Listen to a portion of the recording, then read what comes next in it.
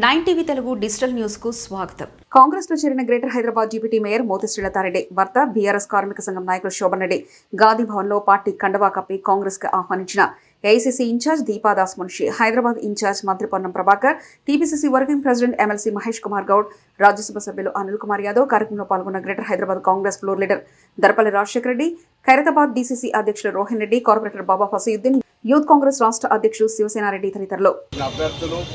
జిల్లా కాంగ్రెస్ అధ్యక్షులు అందరి సమక్షం లోపల నాయకత్వం లోపల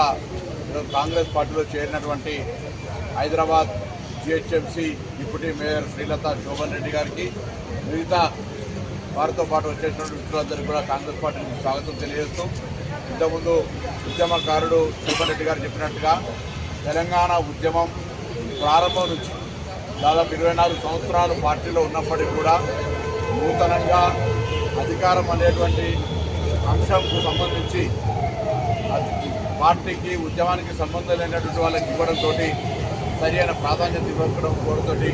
అదేవిధంగా ఈరోజు నూతనంగా ఏర్పడ్డ కాంగ్రెస్ ప్రభుత్వం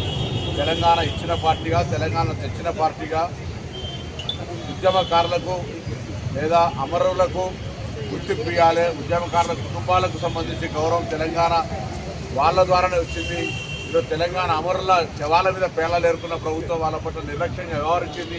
వాళ్ళకు న్యాయం చేయాలనేటువంటి ఆలోచనతో ముందుకు వేస్తున్న సందర్భంలో నేను ఈ ఉద్యమకారుడైనటువంటి శోభన్ రెడ్డి గారిని, వారి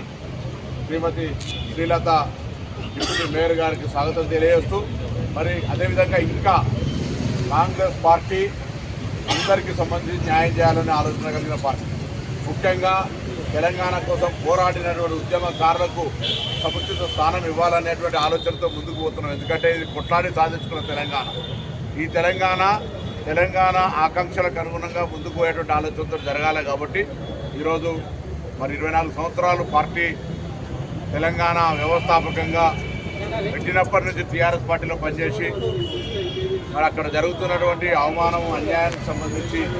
భరించలేని పరిస్థితుల్లో ఈరోజు వచ్చేటటువంటి తనకు స్వాగతం తెలియజేస్తూ, అదేవిధంగా మిగతా ఎవరైతే మీకు అక్కడ సరియైన విధంగా రాజకీయంగా కావచ్చు,